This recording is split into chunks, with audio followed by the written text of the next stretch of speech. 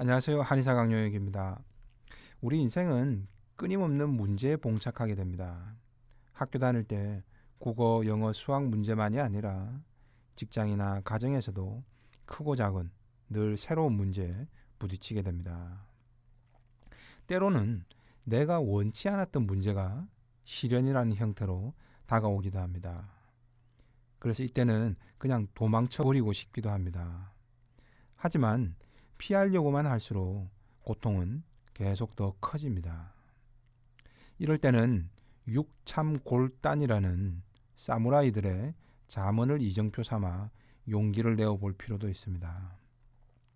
육참골단, 즉 내 살을 베어내 주는 대신에 상대의 뼈를 끊어낸다는 뜻입니다. 검도에서는 내 팔 한쪽을 내주고 상대의 목을 친다라고도 말합니다. 내가 마주한 상대가 만만치 않은 상대일 때는 내가 하나도 다치지 않기를 기대하기보다는 오히려 내 팔 한쪽을 내주더라도 상대의 목을 베어서 이 위기를 빨리 헤쳐나가야 한다는 뜻입니다. 풀기 쉬운 문제는 이런 고민을 할 게 없습니다. 하지만 잘 풀리지 않는 문제나 또는 도저히 답이 안 보이는 경우라면 바로 육참골단의 지혜를 참고해 볼 필요도 있습니다.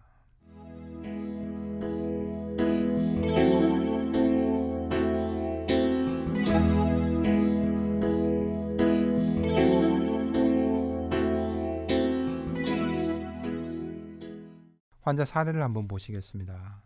화병과 우울증으로 내원한 여성 A씨입니다. 늘 가슴과 명치 부위가 꽉 막힌 듯해서 숨쉬기가 불편하고 음식을 먹어도 늘 소화가 안 됩니다. 무엇보다 지난 몇 년간은 단 한 번도 웃어본 적이 없다고 합니다. 계속해서 외도 조짐을 보이는 남편 때문입니다. 몇 년 전 처음 외도가 발각되었지만 그 뒤로도 남편의 바람기는 멈추질 않습니다. 최근에는 휴대폰에 채팅 앱을 깔아서 모르는 여성과 만나자는 문자까지 주고받기까지 합니다. A씨는 이런 문자를 보면서 또 속이 뒤집어집니다. 차에서 이상한 물건이 나와도 남편은 어이구 카센터에서 이상한 걸 넣어놨네 라며 너무도 당당하게 발뺌을 해버립니다. 오히려 남편은 왜 내 핸드폰까지 그리고 차까지 뒤지냐, 남편을 못 믿냐, 그러니 우리가 맨날 이렇게 싸우지 않냐 라며 오히려 아내인 A씨의 잘못이라며 큰 소리를 친다고 합니다. 남편은 일요일날 교회를 다녀온 직후에도 시간이 나면 채팅을 한다고 합니다. 아내인 A씨가 보기에 어떻게 저럴 수가 있나, 이 남자는 원래 저런 사람이라고 이제 다 포기했고 신경을 안 쓰려고 하지만 A씨는 남편의 이런 모습을 볼 때마다 화가 솟구쳤다가 다시 또 급 우울해지곤 합니다. 이런 남편 때문에 A씨는 지난 수년간 억울함이라는 감옥 속에서 살아왔습니다. 하루도 웃을 수가 없었겠죠. 어린 아들을 키우면서도 단 한 번도 웃어줄 수가 없다 보니 아이도 불안장애와 무기력증을 보이며 학교 생활에도 큰 어려움을 겪고 있다고 합니다. A씨는 어떻게 이 난관을 극복할 수 있을까요? 결코 쉬운 과제는 아니겠죠. 하지만 A씨는 모든 게 남편 잘못이고 나는 그냥 억울하다. 남편이 개과천선해야 하는데 교회를 다녀도 저러니 정말 답답하다. 딱 이 상황에서 지난 수년간 한 발도 진전이 없었습니다. 억울하다는 생각에 굴레에서 벗어나지를 못하다 보니 현재와 미래의 상처로 계속 이어져 온 겁니다. 남편이라는 인격체가 화근의 발단이라면 과연 남편이 바뀔 수 있겠는가를 따져봐야 합니다. 근데 A씨는 교회도 다니고 남편도 매번 달라지겠다 다짐도 하니까 언젠가는 좀 달라지지 않을까라는 미련을 아직도 접지 못하고 있는 겁니다. A씨는 남편이 하나님을 믿는데도 안 바뀌나요? 라며 울먹입니다. 남편은 바뀔 수 있을까요? 교회를 다녀와서도 외도를 하려고 채팅을 시도하는 남편이 과연 쉽게 바뀔 수 있을까요? 말로야 하느님, 부처님 다 믿는다고 할 수 있죠. 하지만 그 말을 보고 판단해야 할까요? 아니면 그 사람의 행동을 보고 판단해야 할까요? A씨 자신이 그렇게 믿고 싶은 겁니다. 남편이 달라질 수 있다라고 말이죠. A씨가 계속 미련이 남은 겁니다. 그래서 A씨가 괴로운 거죠. 내가 기대하는 게 없으면 별로 괴로울 게 없습니다. 예컨대 내가 1,000만 원짜리 백을 갖고 싶은데 1,000만 원이 없으면 그때 너무 괴로운 거죠. 근데 백을 욕심내지 않으면 1,000만 원이 없어도 괴로울 이유가 없는 거죠. A씨의 괴로움은 그저 남편이 나한테 상처를 줬기 때문이 아닙니다. 이게 가장 큰 착각이죠. A씨가 A씨 마음대로 안 되는 걸 자꾸 자기 식대로 남편을 고쳐보겠다고 고집하기 때문입니다. 하느님도 목사님도 못 고쳐주는 걸 아내인 A씨가 고쳐놓겠다는 게 착각의 시작인 겁니다. A씨는 지금 정상적인 남편도 평범한 가정도 그 어느 것 하나도 포기하지를 못하겠다는 겁니다. 그래서 남편도 개가천선해서 정상으로 돌아와야 하고, 그래서 이혼도 하지 않아야 하고, 그리고 자기 몸의 병도 쉽게 치유될 방법을 찾고 있습니다. 결국 남편을 어떻게든 바꾸려고 하지만 남편은 꿈쩍도 않죠. 그래서 A씨는 또다시 남편 원망만 합니다. 이게 바로 굴레입니다.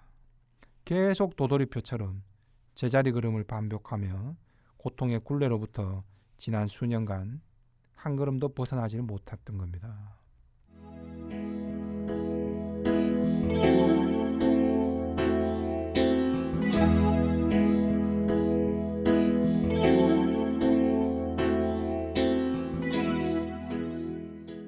A씨는 남편이 상식적으로 이해가 안 된다며 억울해합니다.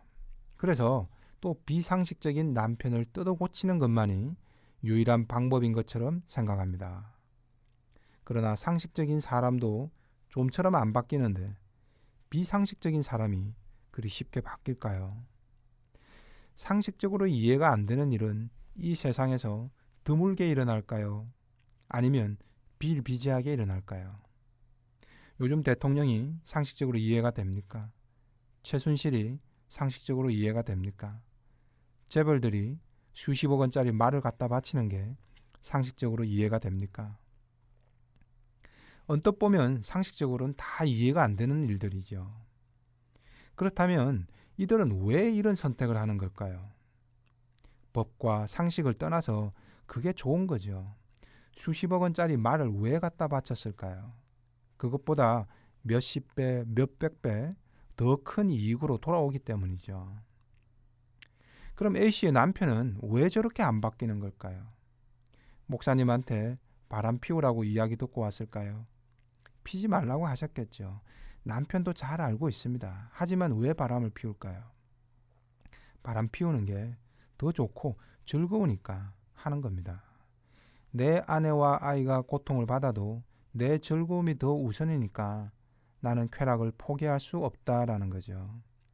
이걸 자꾸 상식을 운운하면서 바로잡으려 하니까 바뀌질 않는 겁니다. 남편은 남편대로 자기 이익을 추구하고 있는 겁니다. 그럼 A씨는 어떻게 할까요?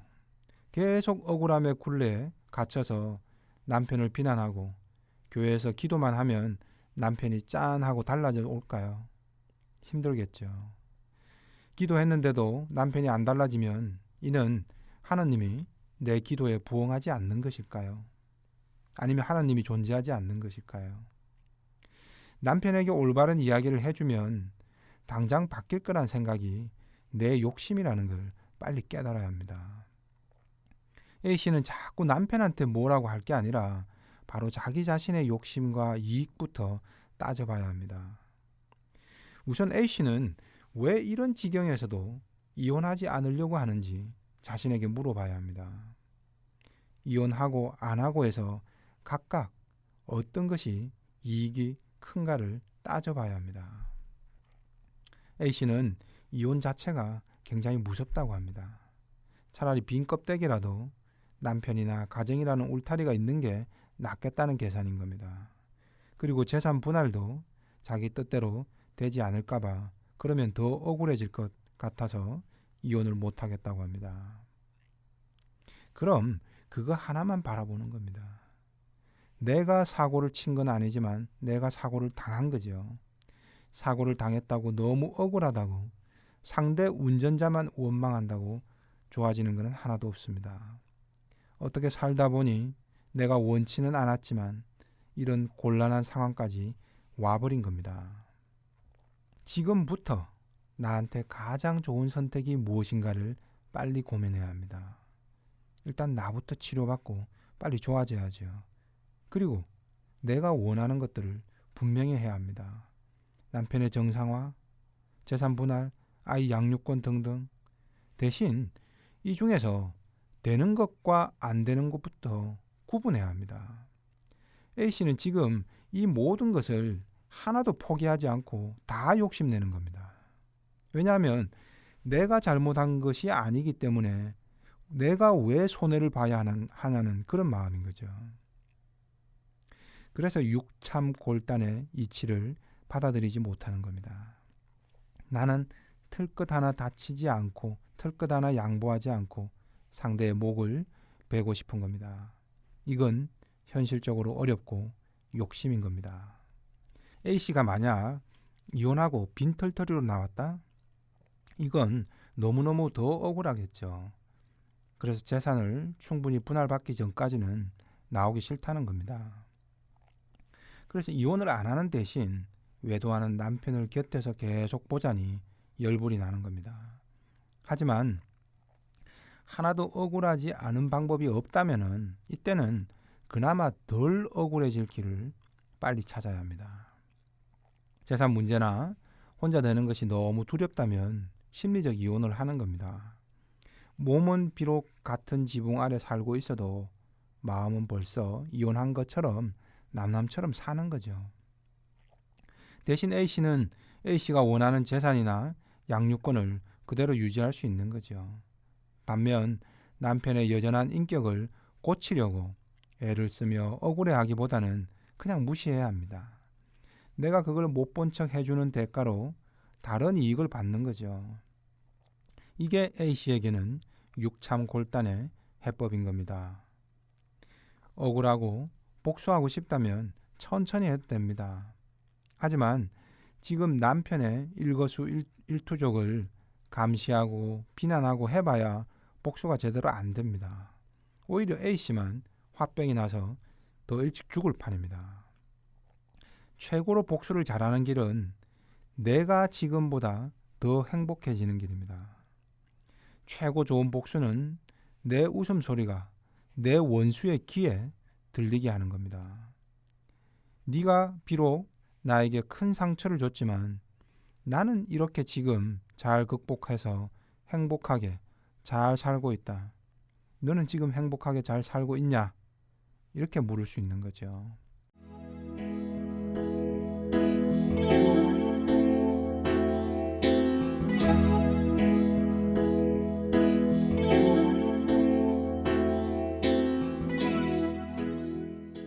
그런데 A씨는 내가 만약 웃고 있으면 남편은 자기 잘못이 용서가 되는 것으로 착각하지 않을까요? 라고 또 다른 걱정을 합니다. 그러든가 말든가 신경을 꺼야겠죠. 그리고 남편에게 웃는 모습을 보이라는 게 아닙니다. 내가 웃는다는 것의 의미는 내 나름의 생활을 잘 하면서 내 즐거움, 내 인생을 찾아간다는 겁니다.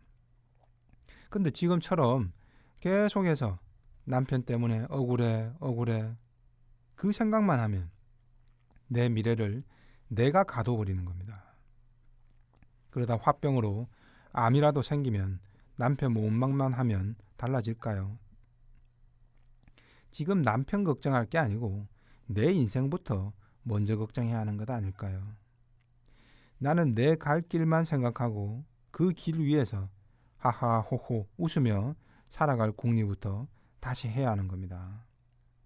이제부터는 남편이 첩을 열을 거느리고 살든 바람을 10명과 동시에 피우든 그건 A씨가 상관할 바가 아닌 겁니다.